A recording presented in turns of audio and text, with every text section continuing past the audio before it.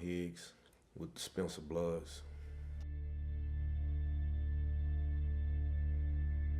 Well, as a youth, when gangs hit Oklahoma City, I was introduced by some older cousins. I was in 5th or 6th grade when I got introduced.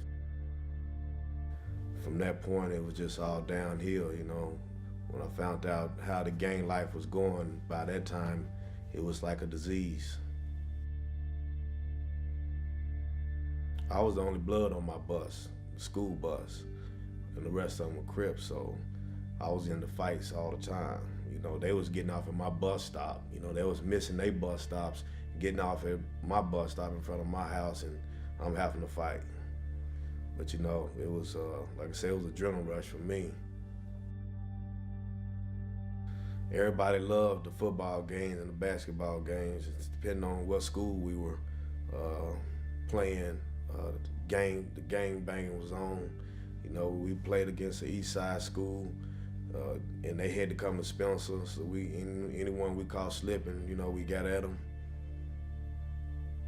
It's just a gang bang life, man. Just like I said, the adrenaline rush. It changed for me in 96 to 97. I'm at work. I get a phone call and my sister tell me that my homeboy got killed. They done got in the back door of his mama's house and went into his room, shot him up and killed him. His little sister was there, his little brother, his mama, and one of the homies was there. So that woke me up, because we ran together and, gang banged together, and we was in another territory, and I was doing some things, conducting business, and I had my colors on. I go to the door, wasn't nobody there, so I at least get back into the car, and then one of the Crips came up to the door and pulled a 9, draw the 9mm down on me. Just situations like that, just allowed me to think, do I want to continue to live like this? It seemed like everybody around me was dying, and I felt like, well, I'm next. I'm still aware of what's going on, but I'm not active out there in the streets. I'm not out there gang banging no more. I got a son now, so there'll be nights where I'll be thinking, better ways that I can do things, that I normally did. So I said, well, if I could reach out to some kid to let them know what not to do and the path to take, I would want to do that.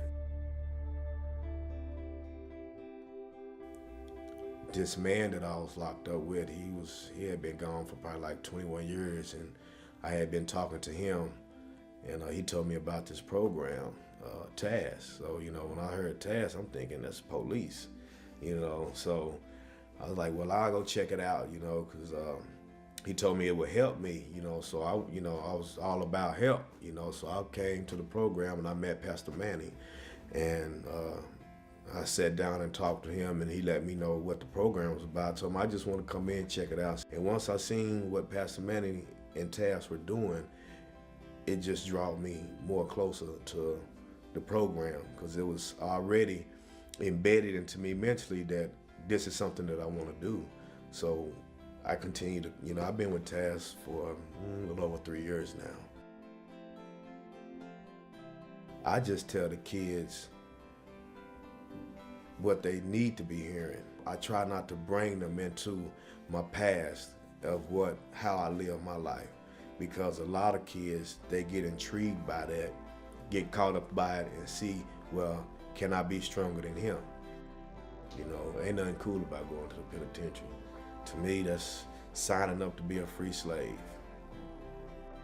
I just stopped a shooting about 2 weeks ago. A guy went and pulled a gun on one of my peoples, and I got with the right people, contacted them, they got with him, and to this day there's been no problem.